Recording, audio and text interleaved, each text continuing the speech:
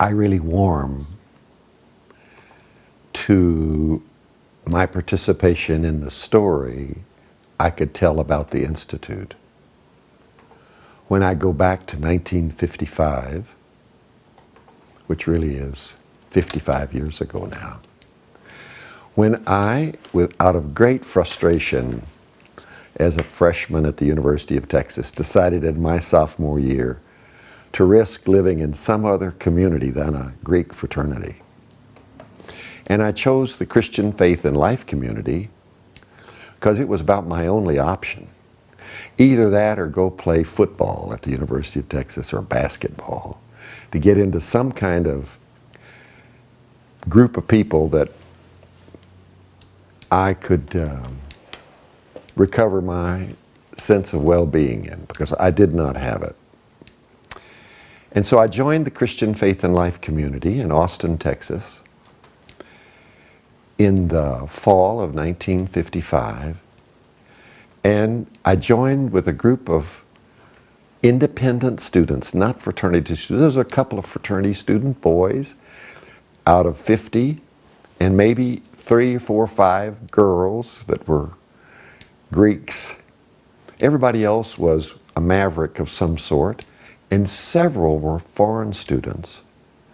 And in the second year I was in the Christian Faith and Life community from 56 to 57, we even began to integrate this thing, which was a big issue.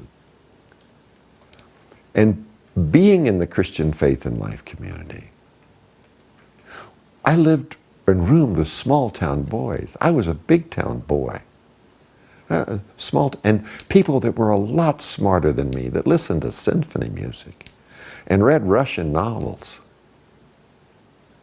you know, and wanted to participate in plays. And we did morning worship unlike anybody else out of 20,000 people at the University of Texas, this little community. And we were real outsiders, and it was a place where you could read a book called The Outsider by Colin Wilson and study and affirm your otherness, your uniqueness in a time of great conformity and emphasis. And all of us were therefore rebels. Nobody could admit to being gay, but there were gay people in there.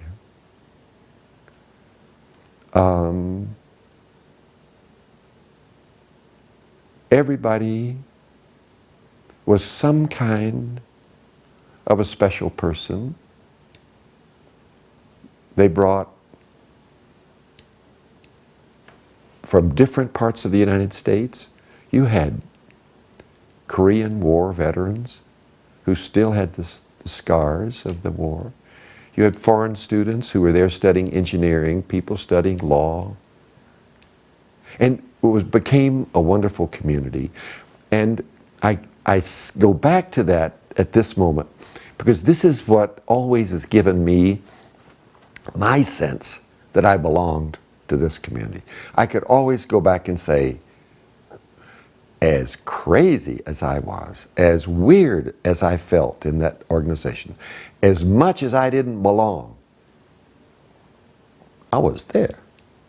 And it shaped my life. And I know that some of us who were suite mates and there for a couple of years and senior fellows and things like that, we all said, we may go get a graduate degree and come back and work here. This is a lot better than being a lawyer or a minister in a church or a professor and so forth.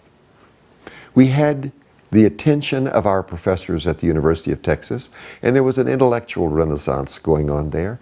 And so we had speakers come in there and really do something for us on Friday nights. We had lectures and a seminar. We had a seminar once a month, but we had lectures every Monday and Thursday night on biblical studies, ethics, theology, church history throughout the year. So we were doing something that set us apart, and we knew it. One day over a meal, we had We had our breakfast together, and then we had our dinner together. We could come back and have lunch together. But over one of those meals, one of these people said to me, "Why don't you be a part of the race relations committee at the Y, University Y?" And I'm sure I must have said, "Why? Why would I do that?" Well, they need people on the committee. Well, I went to be on the committee, and you get to be on the committee, and you show up in a white shirt, and you big and strong, you get to be the chair because someone says you're the chair. And I didn't know anything about anything. This had to be 1955, 56 probably, in the spring, whatever. But this was the same time Martin King was engaging the United States in a little test for breaking the segregation of buses and raising the question of rightful employment in Montgomery, Alabama. And so we were a part of all that, and we didn't know we were a part of it. You know, we were just going along. So my ability to speak about being a part of the order in the Ecumenical Institute goes back to the joys and the sorrows of being a part, the discovery of self and the discovery of alienation that goes back to the time at the Christian Faith and Life community. Joe Matthews would come for religious emphasis weeks, and we didn't have a director of curriculum at the Christian Faith and Life community in 1955-56, but on April the 1st, 1956, Joe Matthews and Lynn Matthews came for an interview with the community. And they'd had the interview with Jack Lewis, but they had an interview. You said it was April 1st? April 1st, okay. 1956. And he was just in the process of getting blown out and fired at Perkins and SMU. And he was willing to take the job. And so he came at the end of the semester for the summer. And it coincided with my first summer at the Christian Faith and Life community. And it was the end of my sophomore year where I was clearly deciding not to study business administration, but to stay in league with my parents about being pre-law. But I decided to study government and history. So it meant I had to go to summer school to get some fundamentals that weren't in my first 2 years. So I was there, and that summer we studied Fear and Trembling. Joe Matthews led a seminar for us on Fear and Trembling. And Gilbert Masaki, Japanese student at the University of Texas from Hawaii, was the person that helped me in the middle of the night understand what Soren Kierkegaard might be talking about in Fear and Trembling and The Sickness Unto Death. Those two volumes were in one bound volume. And so I remember that there, and I remember that year as the prelude, if not the beginning of my learning to think for myself. Heretofore, all the things I had done that were relatively acceptable. I was president of my graduating class and all this stuff, were nothing of my own thought. Nothing of my own thought. And here I was beginning to own up to who I might be and beginning to struggle with it. And wonderful people at the Christian Faith and Life community. Really men, not women. The women were separate in another residence down the street, and then they were next door, but it was never that kind of collegiality for me. It was there with the guys. And it was redefining my understanding of the church. I was disciples of Christ, and I was somewhat of a participant in, you know, the Christian fellowship of young people at the university church. But again, I could just say, I'm like this. You know, I had this attitude, and I always have had this attitude. And this attitude is very nice to have in terms of creating a distance with people, but it also is a kind of protective defensiveness. And I had it very definitely in that community.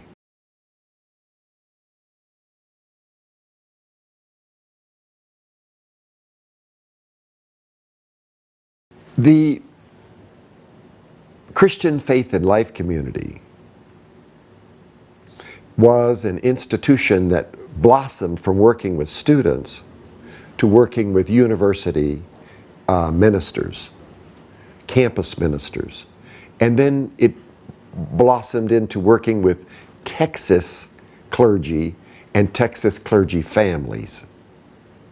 So that you had the Laos House. People would come and take courses. And that began really in 56, 57, 57, 58. But then it went on after I had gone to seminary and began to flesh out. And I came back to succeed Fred Buss. Fred Buss had been the first intern, I think, coming from Yale, to spend a year out of seminary being on the collegium of the faculty of the Christian Faith and Life Community, which had grown beyond Joe Matthews and Jack Lewis into several other people, including Joe Slicker and Joe Pierce and Bob Bryan and other people.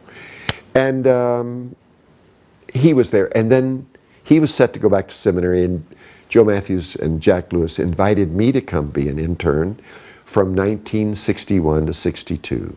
So there, I was there, and in that period, we were training all kinds of people. And in light of the business that's going down with BP right now in the Gulf, Joe Slicker and I led a seminar in the evenings at the Laos House for lay people on oceanography as an ecumenical movement. Okay, oceanography as an ecumenical movement. And during the time that was there, we were developing a curriculum in the arts and sciences that we would put in a file relative to the Cultural Revolution. It would be called the Institute of Cultural Affairs. And we actually brainstormed that name so that it would come out and happen. But it was a file. And we were teaching some of those courses because they were exciting and illuminating and all this. But in the process there in 1962, the Christian Faith and Life Community blew up right in our face. And that meant that you had to take a side, either Jack Lewis's side or Joe Matthews' side. And most of my peers who were there, including Fred, who was back at Yale, took Joe Matthews' side. And I refused to take a side. In fact, I said at the board meeting, in fact, I worked with the board chair to try to keep these two things together. And we almost had a compromise in the last board meeting, and a couple of these Methodist clergy, Bob Bryan, University, just stood up and dichotomized things and blew it apart, and said they didn't want Joe Matthews to make amends. They wanted him out. And then I just resigned myself from the board publicly there. And I'm very much want to mention that just to you, not that I wanted to get in film or anything, but that for me, this was the setup for the Ecumenical Institute. Because when I left it, I left it. And I went back looking for seminary. And the first place I went to was Chicago. Because I had been admitted to the University of Chicago, and I didn't go. And I went back there to collect that, because that was the finest academic institution I'd ever been admitted to. And we had a colleague, Alan Brockway, who had been on the faculty of the college, not the faculty, the collegium of the Christian Faith, and he was doing a master's at the University of Chicago. I went up and stayed with him. And I had a girlfriend up there and whatever else. And I did whatever I did, but I stayed with Alan Brockway. And Alan Brockway said, tell me what happened down in Austin. And I related what had happened down in Austin. And I said, they're going to be looking for, a portion of them are going to be looking for a place to go. He said, well, Walter Leibrecht is leaving the Ecumenical Institute. Let's give him a call. So we gave him a call. It so happened I'd flown to Chicago. So my chariot, my big long station wagon, was available. So they took my station wagon, they drove up to Chicago. They being? Joe Matthews, Joe Slicker, Joe Pierce, Don Warren, Thurston Barnett, maybe Bill Cozart, all of them crammed into that station wagon, up there to interview the Ecumenical Institute. And they came back with the job. So you were really the creator of the... I don't want to say that, Michael. Don't put that in here. But I'm saying it to you because you asked the question about the connection to the Ecumenical Institute, and it was by absolute accidental circumstance that, and Alan Brockway's insight about what was going on in Chicago, that Chicago became a possibility. They probably traveled to some other places and looked, but this was probably the best opportunity they had for something. So I cut out of Chicago and went to Yale to see if I could get into there, and then finally wound up at Union for the summer. No, that's quite beside the point. But I was deeply burned by the breakup. And at the end of the summer studies I did in New York City at Union Seminary in 1962, I drove out to the Ecumenical Institute, where they had now become ensconced in August. And was this in Evanston? Or was in Evanston. Okay. And I went to see them. I called them and told them I was coming. And I went there because that was my sense of belonging. I never went back to the Christian Faith and Life community, to those colleagues. I definitely was not in their camp. But when I got to Chicago, the Hans were there, the Marshalls were there, Busses were there, Fred had gotten married. Then everybody, they were all living on top of each other. And I found them to be just a real pain in the rear. And I knew they thought they were really something. And they were doing things with young church movements that were big across the country. And they, because of Joe Matthews' reputation, they were able to give keynote speeches. But, and I took a German friend, in fact, the guy that gave me this shirt in January this year, Carl Ludwig Siemann, I took him out there to see them the next year. But I made a point of coming to see them. I also made a point that I wasn't going to be a part of it. And Joe Matthews asked me if I would come study at the University of Chicago for this teaching, and I could be a part of the community.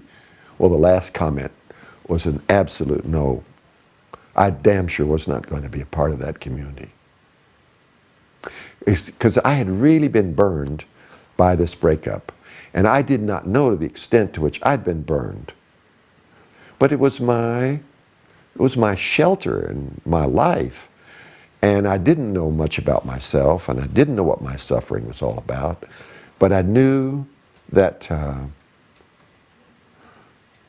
that was bad medicine back there. And I liked those people, particularly Lynn Matthews.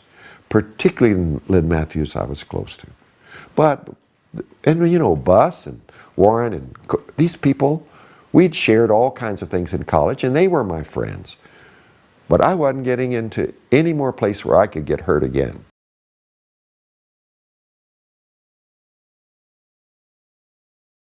At the Ecumenical Institute in Evanston, they took the wraps off of everything that had been developed in curriculum at the Christian Faith and Life community and took it into a sociological realm. For one, the establishment of a sense of monastic community type, third order. And they literally experimented on themselves in the most rudimentary and rude ways to get some sense of what it might mean to live under the rubric of a rule, an unwritten rule, a missional rule, and have a corporate frame of reference, and to try to overcome the institutionalism and the individualism that they had come out of in the historical church. They didn't come out of a kind of fundamentalism, though everybody had that in their past, but they were coming out of a very inclusive frame of reference, the most inclusive intellectual frame of reference they could imagine, that involved the arts, the sciences, and the spiritual disciplines of theology and religious consciousness and phenomenology and all of these things. Essential to all of this was the grounding in existentialism. Now, that was the chemistry boiling in this Evanston to Chicago thing, and in it was the sociological happenings of that time, which were the movements that really began to change the structures of law in the United States for the sake of social justice. And social justice became a major focus of the missional message of church renewal. It wasn't just contemporary theological understanding, but it was justing love as well as witnessing love. The people that came together were students of Joe Matthews, the Hans, the Marshalls, and others that had been in the Christian Faith and Life community. Those two having been with him at Perkins. They added muscle and variety and all this. And this community that established itself from Evanston to the west side of Chicago still had all the burdens of sexism, okay? Men did this and women did that. And then it became very clear that the older ones were going to conform around Joe Matthews, and the younger ones were going to begin to think on their own. And there was a neutral bond, and then the real younger ones left, my peers, except for Bus. They all took off to do PhDs, to do whatever they were going to do in some other part of the country. And with the arrival of Martin Luther King and the civil rights movement, particularly Gene Marshall was very, very articulate with this collegial ability to web minds together, putting out, we worked for some institution in downtown Chicago that was concerned with religion and race. But they put out things that were very convincing to me as I finished seminary in 1964 and had been involved in certain civil rights activities over in New Jersey and New York. When I decided to go to the South, I was deeply reassured by the profound stance on the west side of Chicago of the Ecumenical Institute, both in terms of its understanding of the rights of all people to be Americans in this business of racism, and then their actual investment in a local community in a very organized way, as much as it was disorganized when I first thought it was organized. All right? So in 1964, I had in my hip pocket some of the key books that the Ecumenical Institute was teaching. I had CS1, The Cultural Revolution, in my hip pocket.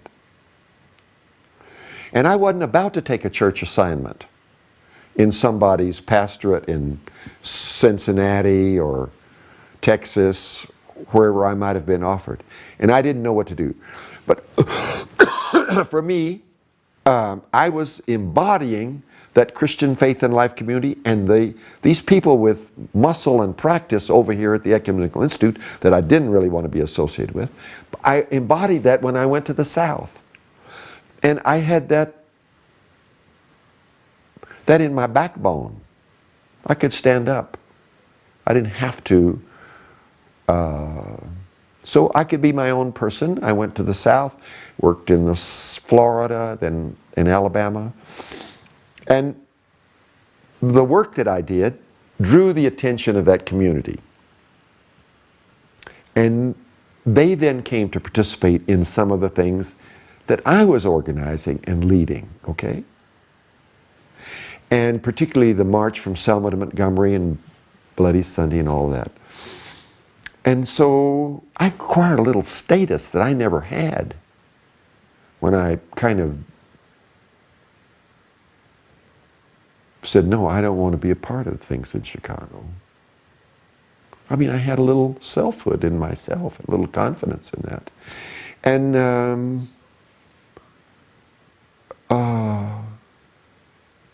when it became apparent to me that the Southern Christian Leadership Conference, for which I worked, was interested in going to Chicago to begin a Chicago movement, I was assigned at SLC to go up there with other field staff to evaluate that. And I hung out both with the Quaker crowd that was raising that question in Chicago about starting that movement, adding it to the movement that was already started there, and I hung out at the west side of Chicago where I had friends in 1965. And I could see the relationship, and I could also see the difference. And it dawned on me that the work that was going on the west side of Chicago was not burdened by all the chaos of a black clergy dominated movemental dynamic that was going to come up into the buzzsaw of the urban world of Chicago, whereas these people on the west side of Chicago had delimited this, inclusive that, depth spiritual this, sociologically comprehensive this, and all of it not for any particular gain but to create a symbol. I could clearly see the difference. And yet, when I decided not to participate in the Chicago movement, I decided not to come to the Institute. I went to New York City and did the best I could to get over my wounds and teach school, work with kids. But I'd get visits from people like Pierce and other people coming through New York to stay with me and talk up what they were doing, this, that, and the other. And I would get the letter to layman and other things that Bill Cozart was writing, or articles of his that were being carried. It just kept that alive for me, And I had a job and offered it with the Protestant Council of New York, making money. And before I really got into that, I got talked into coming to the Ecumenical Institute summer 1966 on the renewal of the church and working in the inner city. And I myself got out there, and because I knew certain people, and I also represented a certain kind of chaotic presence, I was assigned to be under Slicker's domination, Slicker's wing, put it that way. And Slicker's always been a great friend of mine. But he is definitely assigned to sit on me a little bit. And I got appealed to while I was out there to come help them for a year. And though I had to choose between working with them and going back and taking my job working in Brooklyn. And I did this with that, this and that. And finally I decided to come back there, and I resigned my job, came out and decided I'd give a year. But I told them, I am not interested in any of this business of renewal of the church. I'd be only interested in working in the inner city and Fifth City thing, blah, blah, blah, blah. Well, that's where my journey with the Ecumenical Institute became engaged. I was an intern all over again after being an intern in a disaster in the making of Christ-like proportions of explosiveness. And here I was coming back to get into it all over again. And I went through that with all the individualistic rebellion and so forth that I could manifest there my first year. And that was when Vance was the first person And you helped him my unload. age. Yeah, he helped me He unload. helped you He helped me unload. He was already there. Yeah, and he had just arrived, having been gunned down in Oklahoma, you know, by the bishop and all that.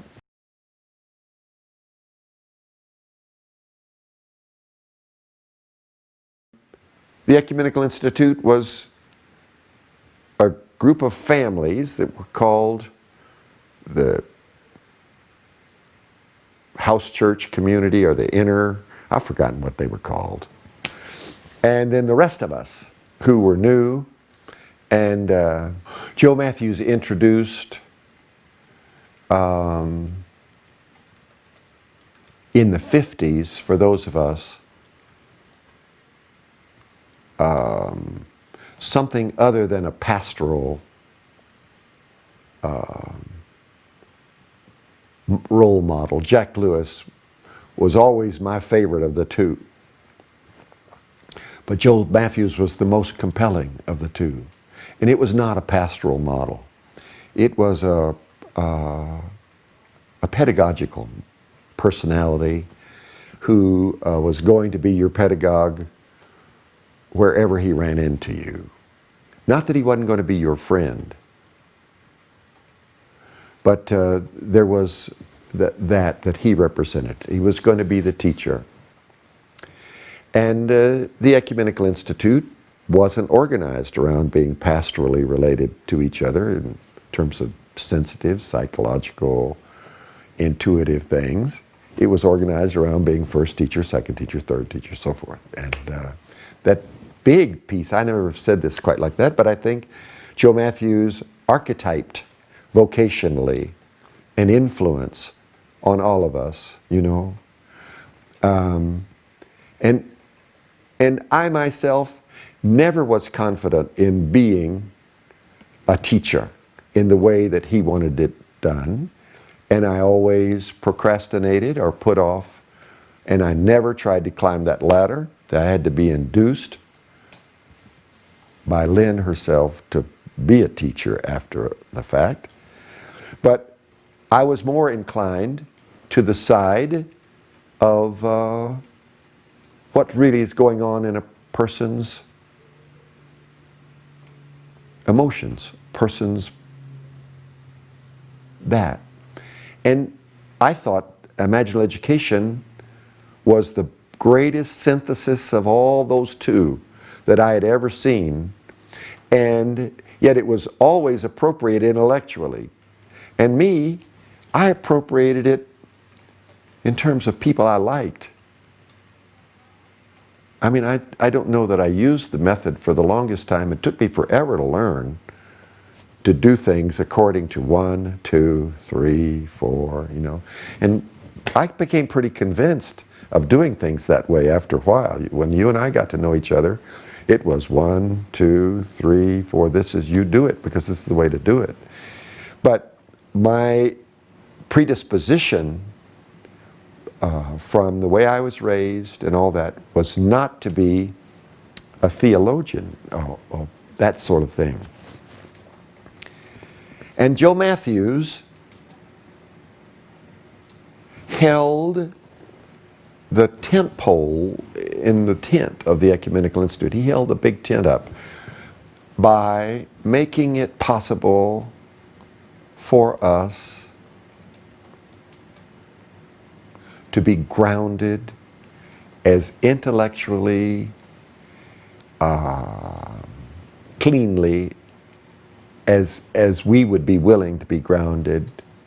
And we were always dependent upon him, Mary Ellen, for blowing out a context or perspective that would allow us to see things ever more deeply and really. He wasn't the only person doing this, but he was the lead in it. And you ask about him. He was everybody's first teacher. That's really the truth. And that many people made every effort to teach in resonance with his teachings. Not to copy so much, though copying was not anybody's sin around there. But it was to be in a resonance with Joe, and to be with Joe early in the morning at the Ecumenical Institute. The question always of what's new now? What's new today? Because today is brand new. What is new? And he'd smoke and coffee it up until that conversation was kind of juicy, long before 6 o'clock in the morning when worship started. I'd got in trouble with my wife, Dawn, over the fact that I left her to change diapers and dress up the kids to go to worship so I could have this other time with Joe Matthews. That became quite a stickler.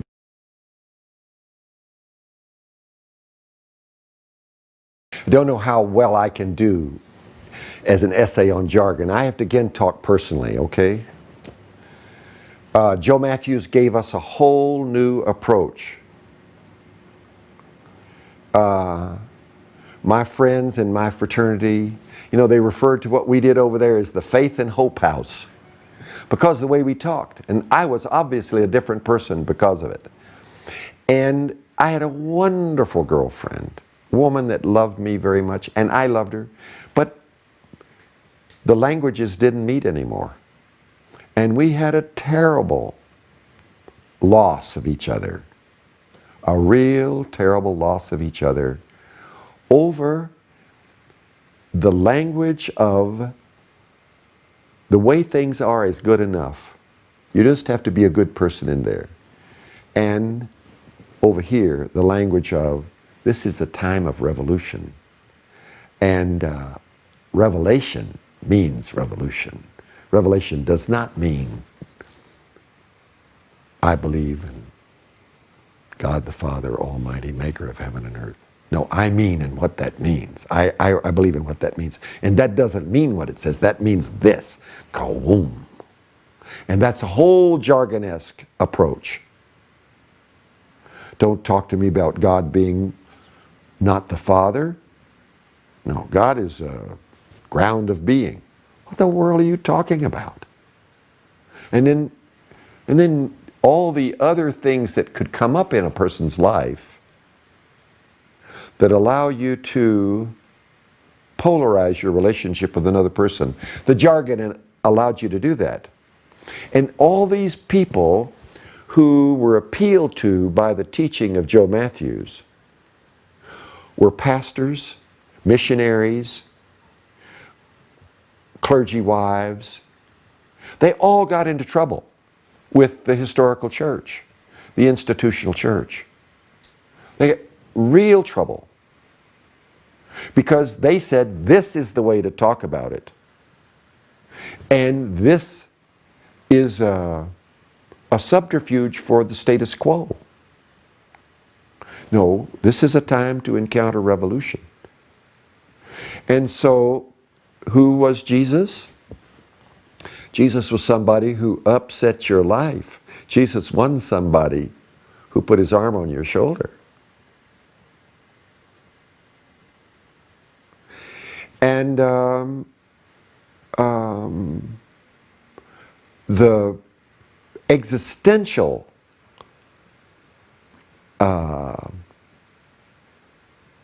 outsider quality to this jargon allowed you to be coherent within yourself in terms of what it meant to you, and allowed you to withstand being in somebody's face when they were either pained and upset or angry and belligerent. In either case, you were right. And that's a trap. That is a trap. And the trap of it is that I know better. And it fails to ask, am I really sure? That's the trap. It fails to ask, am I really sure? And it's a form of thing we were criticized of that I always rejected the criticism that I don't reject today. That jargon was somewhat messianic.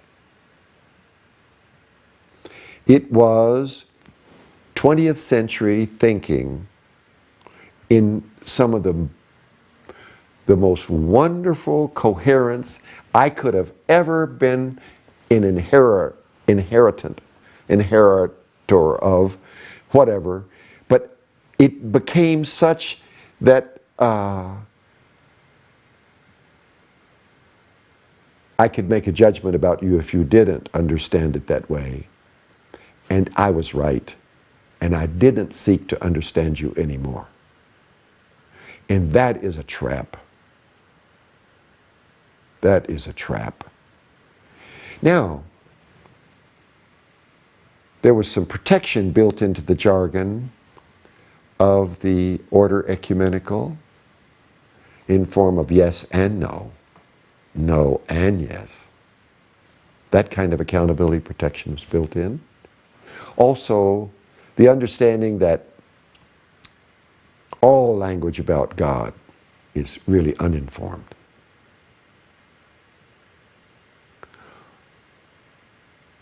But those protections were somehow lost in the enthusiasm of teaching people to be present to their own experience this way versus some other way. And by comparison, the jargon of the Christian Faith and Life community faculty that stayed there went entirely in another direction. It went in the direction of sensitivity training, went in the direction of the kind of new humanist appreciation of emotions and all sorts of potential understanding of the human being as a soul. And I never touched the base with those folks again, other than with Jack Lewis. And he was pretty much run out of there and went to Cornell. But he maintained his pastoral and his social revolutionary posture till the end of his life as a great, but very distinct for Joe Matthews. And in fact, the jargon of the Ecumenical Institute, now I don't like that word jargon, but you used it and I'll try to relate to it. That jargon became very much associated with the profoundness of a corporate community. And the profoundness of a corporate community, if it rubbed you the wrong way, could be seen as an in-group, to wit, a cult. And if you even used the word cultic understanding of life, which we did use, then that somebody could very quickly get in there and say Jonestown, Jonestown, Jonestown, Jonestown. And they did it to us, and Jack Lewis had to come to our aid to get us out from under the persecution of a Republican study committee. And they really put the heat on us. People like Joel Wright in the order were really stand-up, solid representatives of the order ecumenical at the time, well after Joe's death, that helped us get through that period. Not many people maybe will recall that about Joel Wright, but it needs to be recalled. But he was very plain-spoken order member who wasn't perturbed by these things. He stood the ground. A lot of us were caught up in the jargon. And when people challenged it and called us names for it, we were a little frightened. I know I was.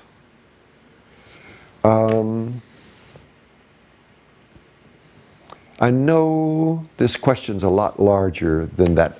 I want to say something here. There was a an Episcopalian minister in the 50s at the Christian Faith, near the Christian Faith and Life community, not on the faculty, and he was dying of cancer. And his name was Merle Hutchins. And he embodied a third pole from that of Jack Lewis and Joe Matthews being two poles. He was different. And he was very sensitive, but he was very radical about his existential thought. And the jargon that he represented, if any of us were associated, and I was associated with him, washed back negatively on the Christian Faith and Life community. But Joe Matthews wasn't the only existentialist thought form at that period in the late 50s and early 60s at the University of Texas. But this man, Merle Hutchins, was, and his jargon was, I'm a man who's dying. And there's something significant about the death that I'm about. And by the way, Joe Matthews, in 1961, 62, 61 I think, his father died, and he wrote The Time My Father Died, and again, embodied all of this language about the appropriation of a person's real life and a person's real death.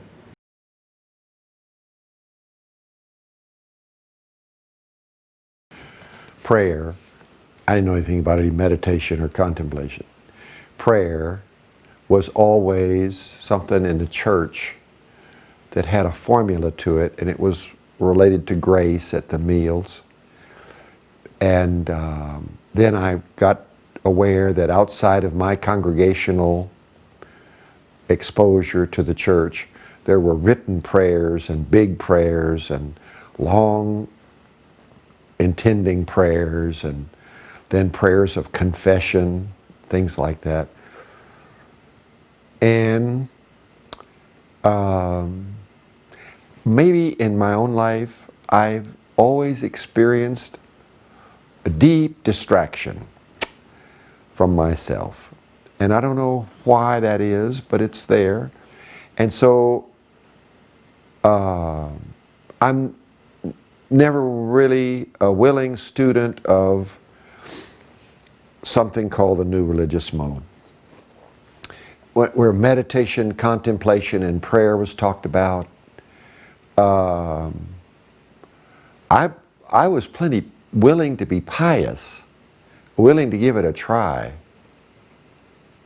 but I didn't understand myself at all as somebody that could have a dialogue with St. John of the Cross or Teresa of Avila. Merton, Thomas Merton, opened some doors for me, and still is opening some. I want to really come back to that. But I remember that when Joe Matthews would give a teaching on love, and I would become transfixed,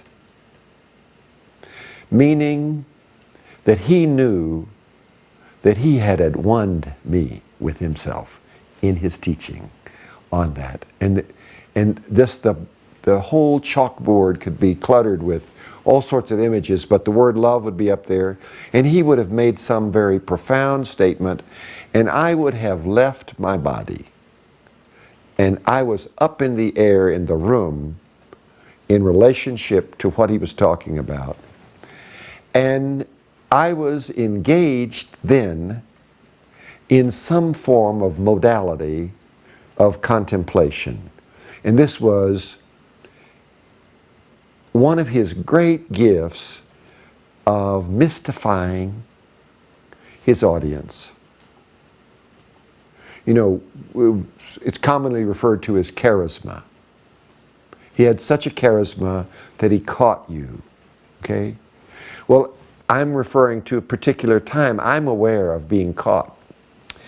And if we decided at the Christian Faith and Life community in 1961-62, which we did, to pioneer something called the solitary office.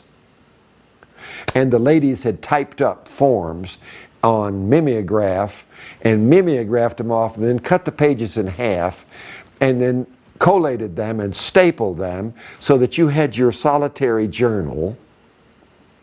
Each day had a block for meditation, contemplation, and prayer. And the whole thing was a total chore for me. Not anything that I recall had a breakthrough, an insight, or anything for me. It was just an act of discipline that David McCleskey, who I shared an office with, was very devoted to. And me, I was waiting for the time to be over when we could go on to do whatever else we were doing. But there was very definitely a form to the solitary office that in the early 60s had already been begun to be pioneered with by this faculty. And sometimes we shared, you know, but mostly the people that shared were the ones that were eager to share, and the ones that weren't eager to share weren't called on. But that was that period, and it also was a piece of what I would call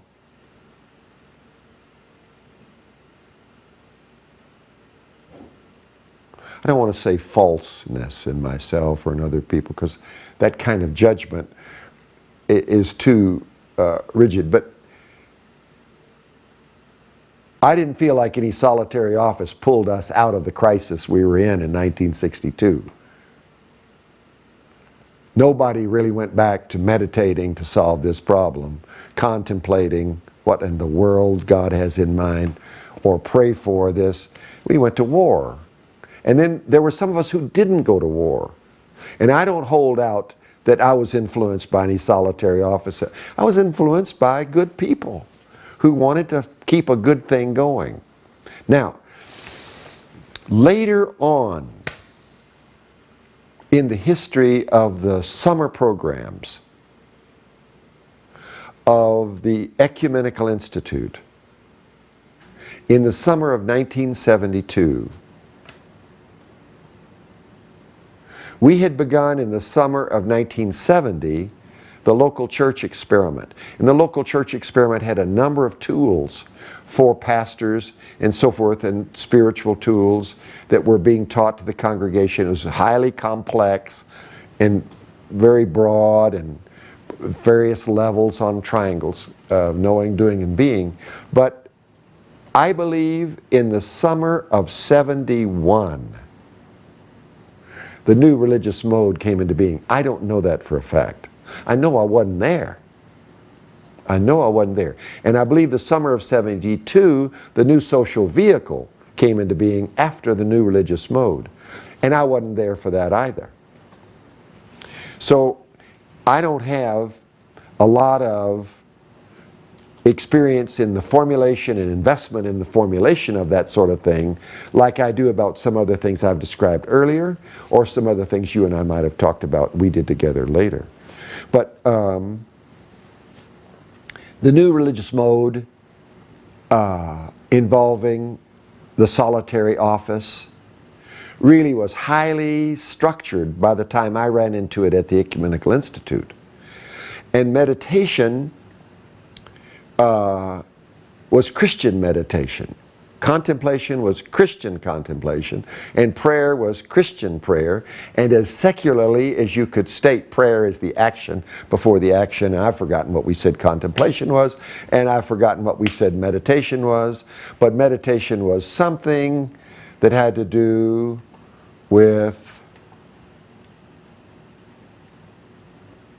some aspect of reflectivity, reflection. I just don't recall how we put it. But I bought it because it made sense, and it had a construct and a chart, and I knew I was only going to be devoted to all that just so much anyway. I'd much rather be devoted to other things than that. From the very beginning at the Ecumenical Institute, from the summer of 1966 onward, I knew what it meant for me to meditate. It meant when I had something I really had to do, and I could not avoid doing it, I could walk the squares of the floor step by step by step by step, knowing I didn't know how to come up with a plan for a festival involving several hundred people and a whole day of preparation. The whole work structure, assignments I had to come up with, the sequence of the skits I had to come up with, all within a rationale of something like the urban revolution or the scientific revolution or some aspect of the and all that in a totally African American community of Negroes in those days who were participating in this with a group of white faculty putting this off. And I had to think through how this would happen. And I damn well know that was involving something I didn't know how to do. And that's why I think that I participated in something of a secular religious mode in coming up with that, because I stayed up all night long until the construct appeared in consciousness from all the pieces of paper that were sorted around. And I came up with a collegium to share with people after breakfast what we were going to do on a Saturday to have this come off, and it came off. Because all those people were waiting to take a part, and the parts were all laid out, and all of that was the product of some kind of prayer in the night, some kind of insightfulness, and some kind of belief that it could all come together. That might be contemplation, I don't know. But all of that came, for me, from walking those squares on the plastic floor of that old chapel until I had a breakthrough. And it was clear I didn't have a breakthrough until I had a breakthrough. When I had a breakthrough, that's what people got. And it worked. I mean, that was for me, I look back upon it saying, I made a real contribution to Fifth City that way. And it was something that came out of the present moment. Now, later on, we put all those kinds of experiences out on charts and in new religious mode and all the study we'd done over the years. I remember Dawn came into the order in 1968 when we were studying Teresa of Avila.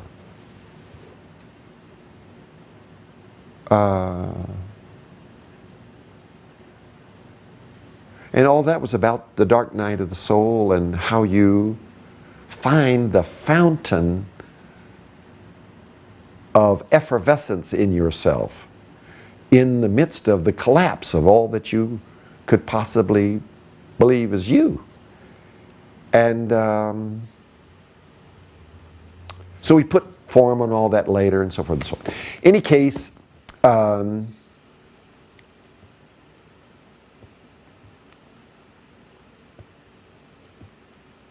I came to believe in a lifestyle of things coming together and manifesting themselves after a certain intensity of focus, intensity of attention paid to them, okay? And I never tried to systematize that and talk about it as meditation, contemplation, and prayer, or knowing, doing, and being, or whatever the other three were, you know. What were the other three? Poverty, chastity. Yeah, there's probably a reason I didn't remember that. In any case, the thing is, when I learned to talk about our experience as the order, I really did identify with detachment. The fact that you had to be devoted to a common cause. And it was about generally trying to do the same thing all together and all that. So all these practical ways of it coming together came. But it was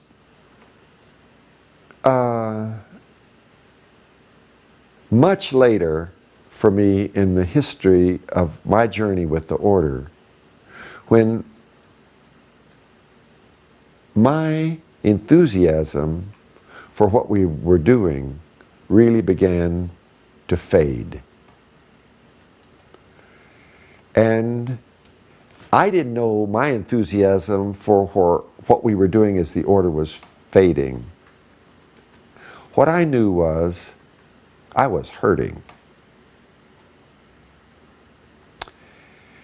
And when I got psychological help for why I was hurting, I realized it was now the time for the woundedness that I brought to the Christian faith and life community, that I brought to the Order Ecumenical, that I brought to this particular moment in my nearly 50 years of life, were now having a chance to arise. And then I began to meditate. I would get up early in the morning, make coffee, get out a cigar, sit under the tree in Kenya, smoke my cigar, drink my thick coffee and cream and sugar and all that, and write in my journal. And part of it was being in love with Kay, you know. I'm sure that experience of love broke through the resistance I had to acknowledging my pain.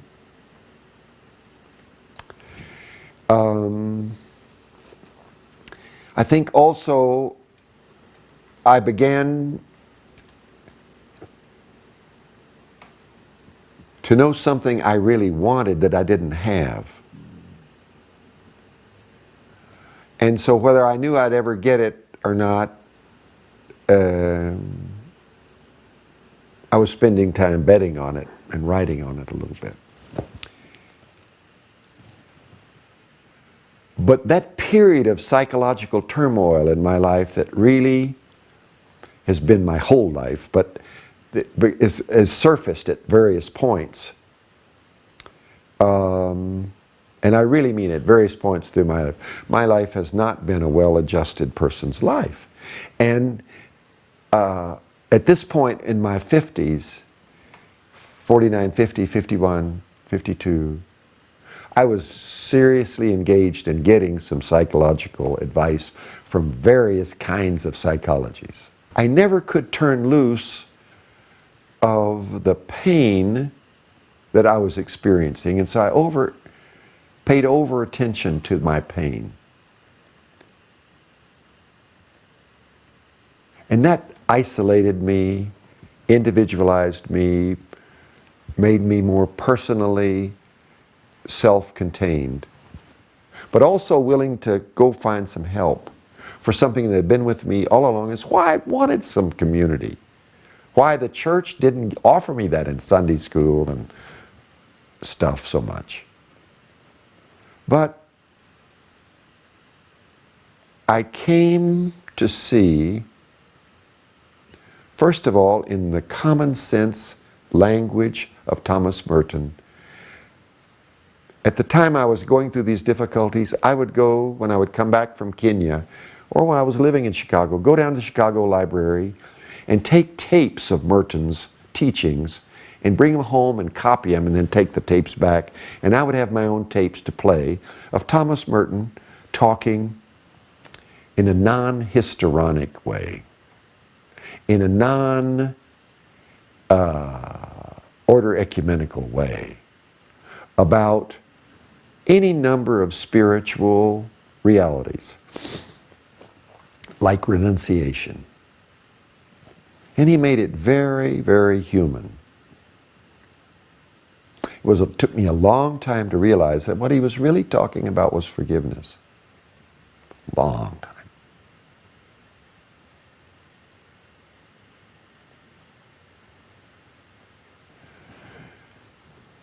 But I think Merton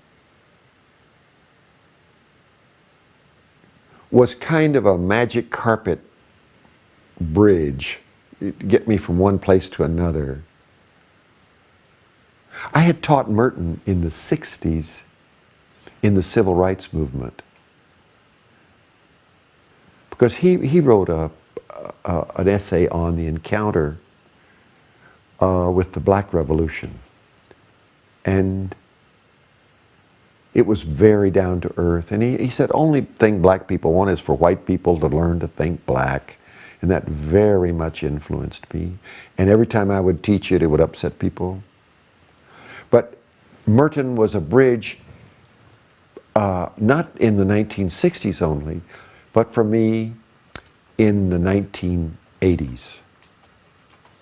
And by that time, it was a religious bridge rather than this sociological thing. And I didn't understand what he was talking about in his books on contemplation. I didn't understand what Tillich was talking about. I agreed with everything should be multicultural and comprehensive and all this.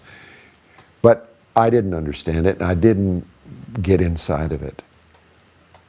But what I did get inside of is what I got inside of. And when it became clear to me that in all my travels in the Order Ecumenical, living and working in India and teaching and all this, that I'd never been to India. And living 5 years in Africa, working in Africa, that I had never been to Africa. Then I had a deeper understanding of what it meant to be spiritually at home with a place when I wasn't able to be spiritually at home. I was there doing the mission of the Order Ecumenical, the mission of the ICA, the mission of the Ecumenical Institute, and I was never there. Now, what does it mean that I discovered that? It meant that I was there somewhere because I knew what there might mean. And there might mean to be there, Dasein in German language and Heidegger and all this, in which I'm not familiar with really. But to be there came to me through a teacher like Edith Stauffer,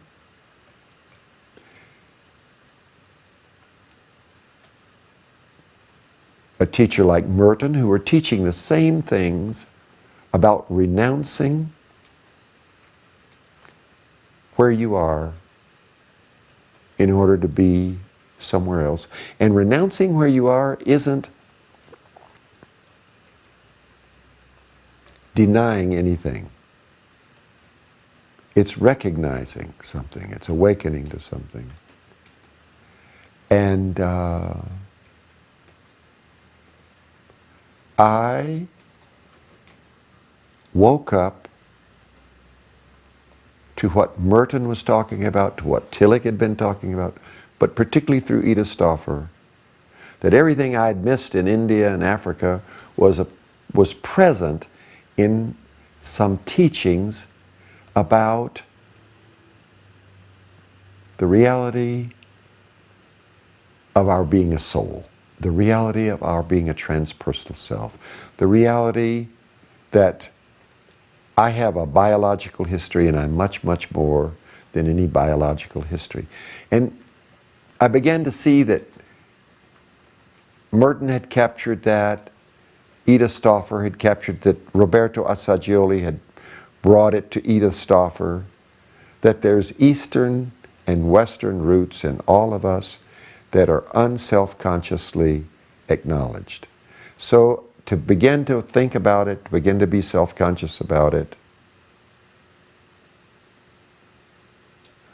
opened up the whole thing again of meditation, contemplation, and prayer.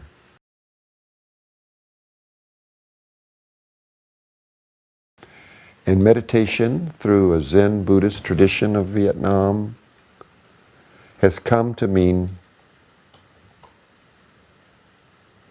practicing awareness of the present moment. That's all it means. Practicing awareness of the present moment. I am aware that I am aware that I am aware. And where have I ever heard that before?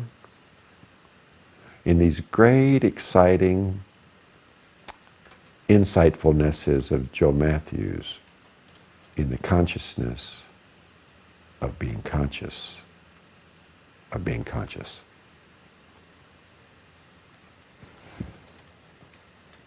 Which I always knew was the heart of something, but I never quite had the composure to study it and insightfully appropriate it with patience.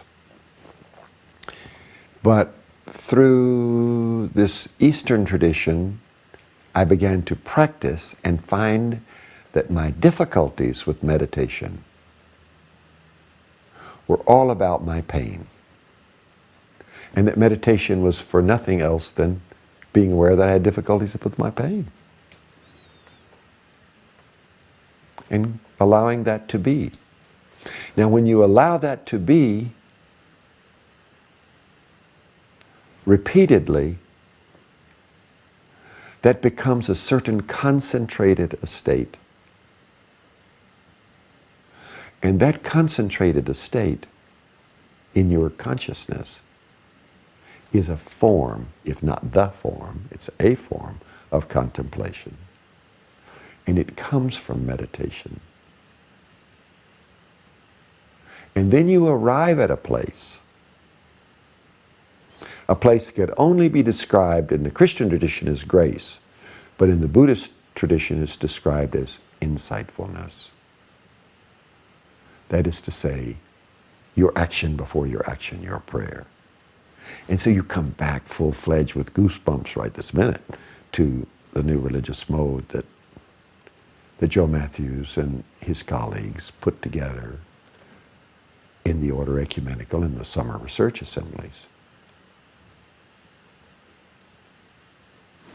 But it comes to mind to say this, then our actual living of our lives, we were very crummy. That was a great word of Joe Matthews.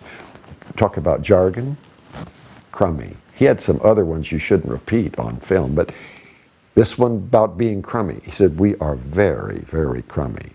Or another way he would say it is, when you wake up to a life of mediocrity, utter mediocrity. And this business of pulling these traditions together, you were asking about that, is really, Thich Nhat Hanh, I heard him say last week in Germany to a group of journalists who were interviewing him. They're saying, why you bring Buddhism to Germany? We're Christians. And when Christians fading out, what do you have to offer? And he says, I have what Christians need, grace. And by grace, I mean what Buddhists mean by insightfulness. And in the language of the Order Ecumenical, prayer. And it's not separate from meditation and contemplation. And this Eastern teacher is the embodiment, the enfleshment, in the same way a person is on film right here. They don't have a canned statement for you. They have an embodiment of something of the moment that's being said. And that's either the Word of God or it's not, you know. His stylization of a 21st century spirituality is hard to talk about outside of walking with him, sitting with him, breathing with him, being silent with him. And it's not about him. It's about awakenment to your own path. It's about understanding not just yourself, but your interrelationship with your friends as well as the people you would not call your friends, and learning to love them. And it's about all this sitting, breathing, walking, eating together is about harmony. It's about wholeness. And a newer awareness, a deeper and bigger awareness. And that tradition's called Buddha, Dharma, and Sangha. All interpenetrated. All interrelated. And that becomes a kind of jargon.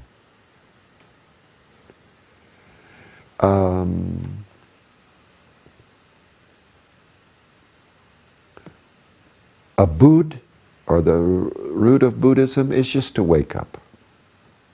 That's all it is. It's a wake-up person. It's not a religious person.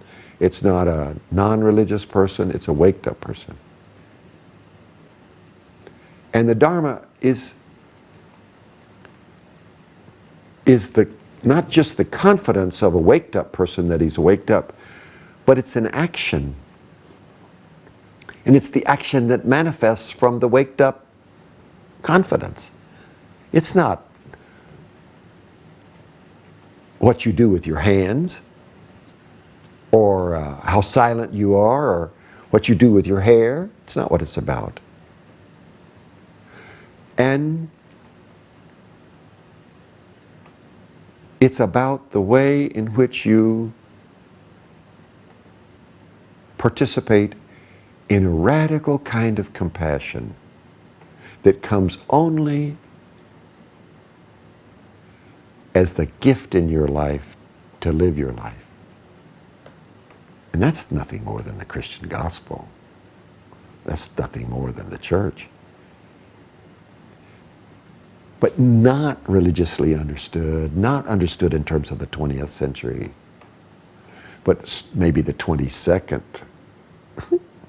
century, where we ever get to there. And to apply this kind of engagement in life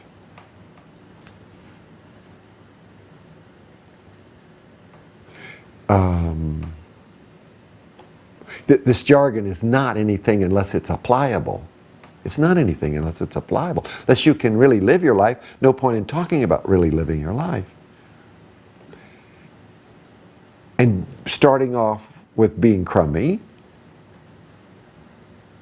you have to lay that down on the earth.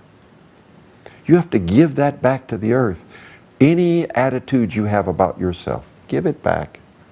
And just let yourself be born by the earth. You know, that's why we apply these teachings in this way. But the application of any kind of self-understanding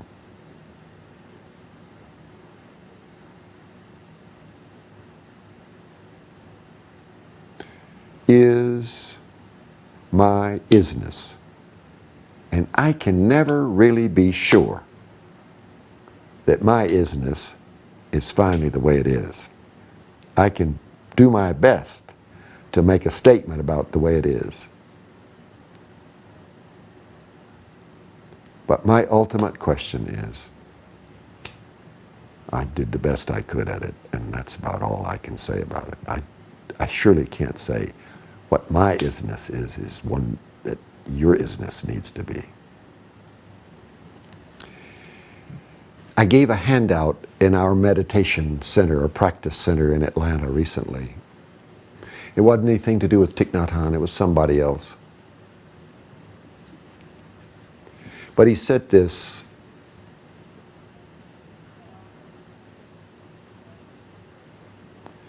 that awareness is about looking at the volume of poison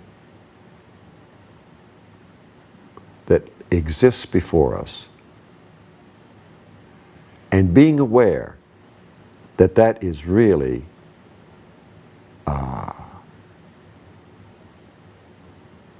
dangerous stuff. Whether you call it a nuclear capacity, whether you call it hatefulness, or whether you call it a kind of addicted brokenness, whether you call it deep, deep unconfidence in your life, or you call it illness. Awareness is really focusing on that fact. And it surprised me so much because I wanted awareness to be how nice the blossoms are on that palm tree or that pine tree or whatever. No, this is awareness. And the second aspect of awareness, when you talk about consciousness of consciousness of consciousness, they don't talk about it that way, but is presence. The second thing is, I choose to be present to this. And you could say this is suffering, and I choose to be present to suffering. I choose to be present to suffering.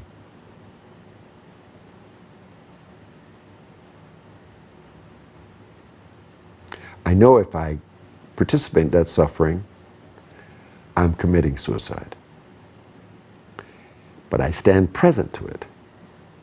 Not just as an observer, but I see that and I am transformed by my presence. I am transfixed. I am united in a contemplative way with this reality. And the chemistry of this awareness, one, and the presence, two, of this awareness generates my compassion. I now see things I was never ever willing to see that are the good in the way it really is.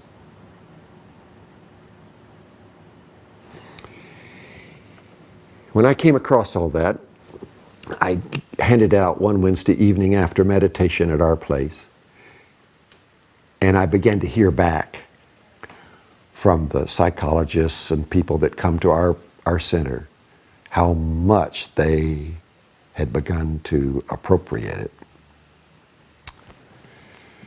And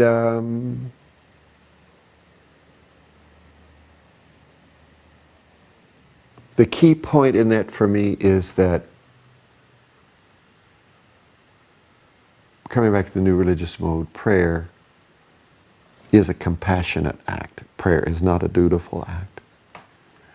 But it is not compassionate if it's not compassionate. No matter what you say or do, if you're not compassionate, it's not compassionate. And compassion is, again, insightful gift. It is the true nature of ourselves over against the poison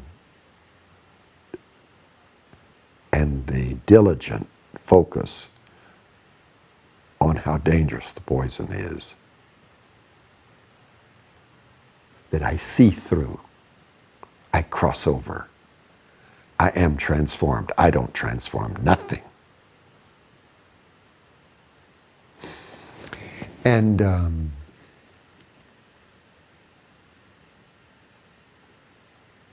that set of insights isn't something I can give birth to sitting down at my table. It has to come from my neighbor. In this case, a pretty friendly neighbor. But this right here is not any bowl of strawberries. It's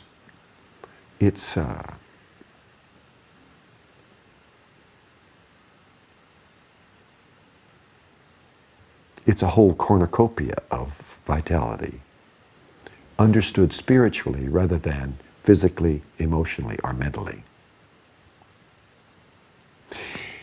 And I think the 21st century, 20th century, all of this wonderful thing that Order Ecumenical gave us as access to the Cultural Revolution and the secular piece of it.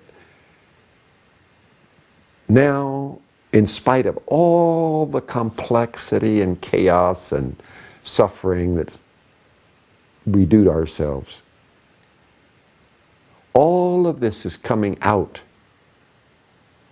in all kinds of teachers, all kinds of traditions.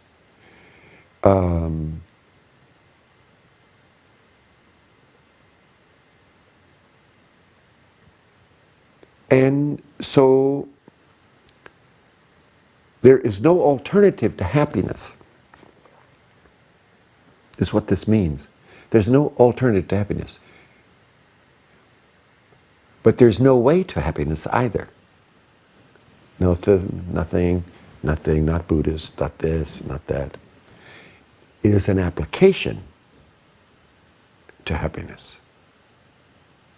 Or, to put it, happiness is the way, there's no way to happiness. And that phrase comes from a guy who was a North American who put it differently. In his anti-war movement, A.J. Muste said, "There's no way to peace. Peace is the way."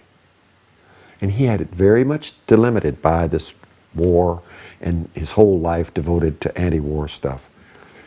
But all sorts of people have adopted that little formula and transformed it into words like happiness. And applying Buddhism today is what Cairo's doing.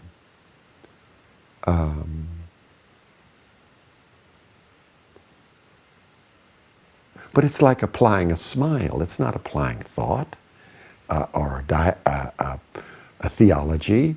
It's applying a smile. It's applying patience.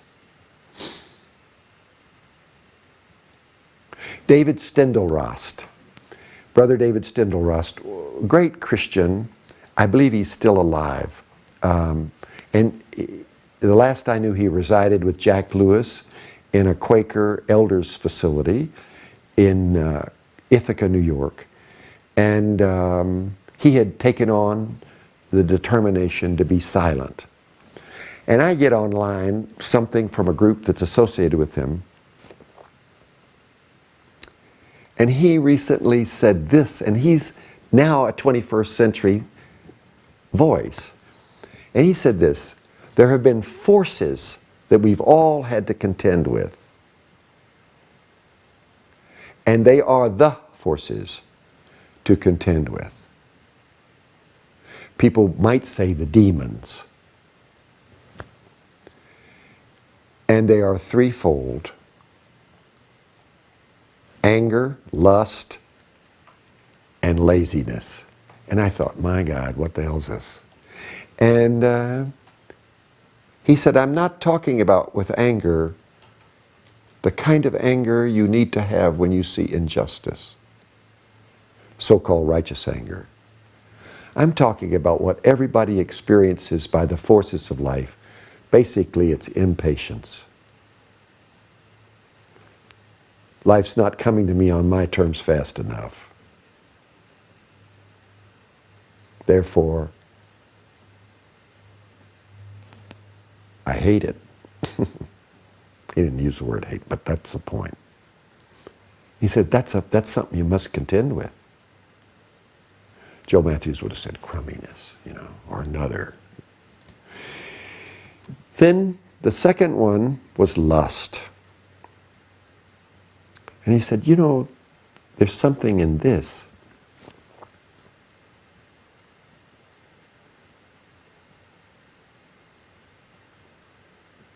That's not about your carnal desire. It's about your attachment to anything you won't give up. And therefore, you must have it before it's appropriate to have it. That's what attachment means. He said we have to resist that too. But he says the last one, it's the noonday demon, the noonday force you've got to deal with, laziness. And then I'm not talking about not doing something or just sitting around on the couch. I'm talking about the sorrow, the sadness that comes from the realization that you're not living your life. Boy, I tell you, I couldn't be more grateful for being a Christian if that's the kind of admonition I'm given to be aware of avoiding a trap in life. And it takes me back to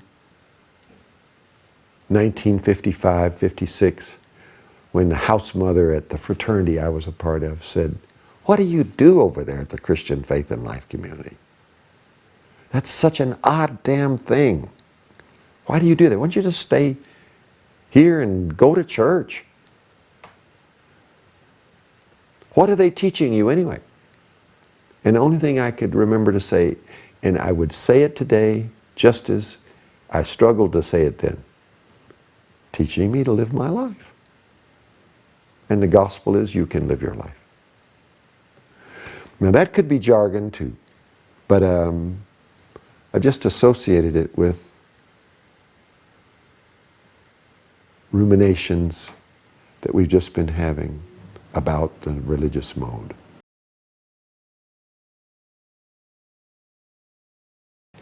I wanted to send them an email and I haven't done it, but I'm willing to pay them to write me something or draw me a picture of their answer to this question. And the question would be, in the year 2150, how are we going to feed 9 billion people? Okay? Now that is a spiritual exercise that doesn't have anything to do with anybody's religious teachings. When I ask them to stretch themselves and to see the needs of other people as those people will see their needs, I'm asking them to step in humbly into the future. That's a spiritual exercise. If I'm asking them to be grateful for what they have and what they're being given, I'm asking them to see that that is their happiness. That the happiness is not anything other than being grateful for the situation you have in your hand. And that's a spiritual exercise. That is not a substantive, logical phenomenon. It's scientifically demonstrable that if you are grateful, you will be happy. Because there isn't an otherness that's not that otherness. And then the other piece is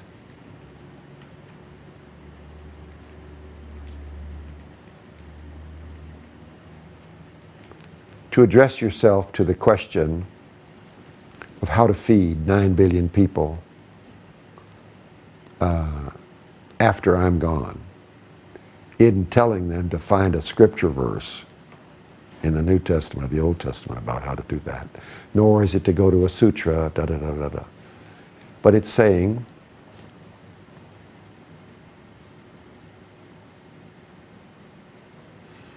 if you are willing to walk the squares all night long to figure this out, you can be confident that it will arise in you the true nature of your compassion. And it'll rise concretely for that time and moment.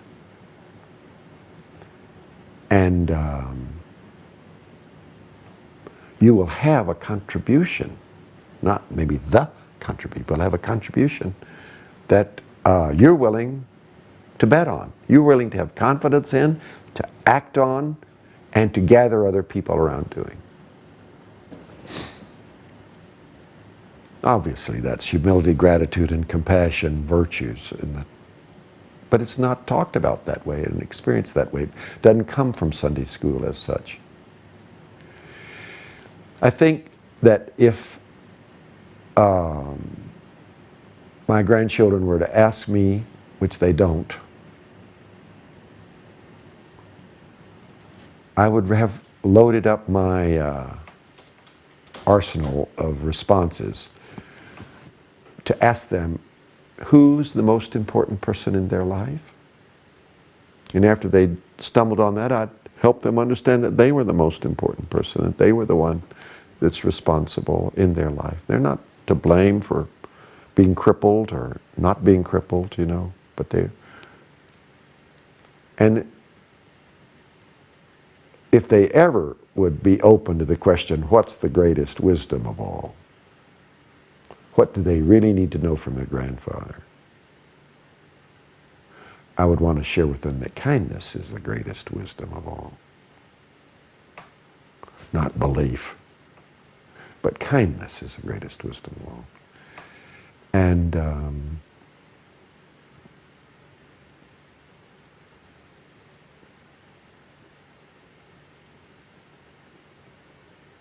they already know that my relationship to people I don't know is to ask them where they were born.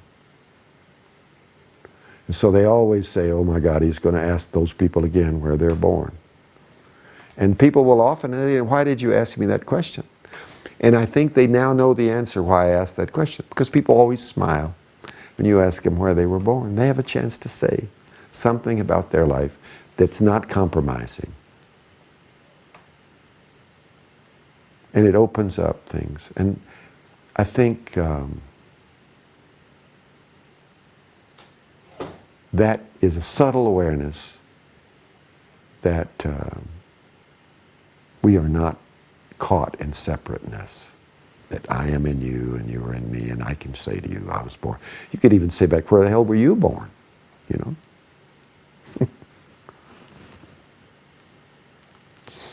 Last night, I asked a lady at the service station, I said, where were you born? She said, right here. And I said, well, where else would you like to live? She says, no, I like living here. I don't want to live anywhere else. I said, well, how about if you had one other place to live, where would it be? I don't know, I have to think about it. That would be two, wouldn't it? I said, yeah. So, well, you want to think about it? She said, yeah. She says, well, where were you born? So I said, Corpus Christi. And she said, well, where have you lived? She stumped me because I haven't really thought about where I lived. So I counted 12 places that I've lived. Not places I just was, places where I actually live. And I walked out of there saying, I thought I was pretty smart asking that question, but that little girl, she's the one that did the real kind thing to me. She revealed to me that I go around telling people big stories about where I've been, but I don't really tell them where I have lived.